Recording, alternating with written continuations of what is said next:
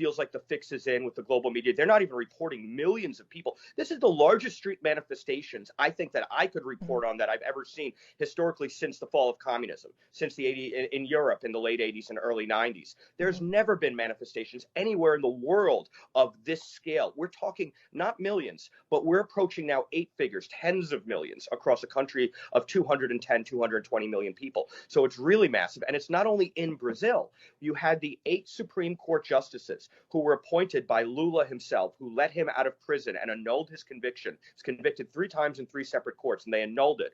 And they to get him on the electoral battlefield so they can put this fix in.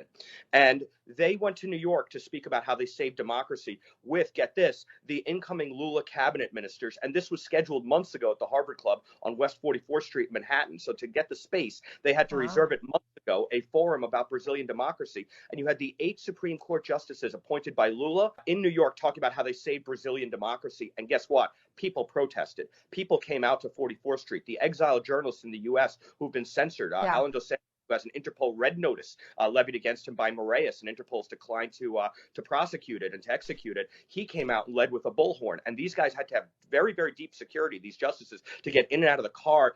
Everybody, thousands of people were yelling at them, that calling them, curses and saying, you have destroyed our democracy. And even today, I saw a clip of a woman in Lula's camp through the Sao Paulo Forum who said, we have to save Brazilian democracy just like we have to save Maduro's Venezuelan democracy. This is the way Lula, the Sao Paulo Forum, these communists think. It is truly a mental disorder, and they believe the ends justify the means to take over Brazilian democracy the way they have in Venezuela, and sadly now in Colombia and Chile as well. Sao Paulo Forum people now run those countries.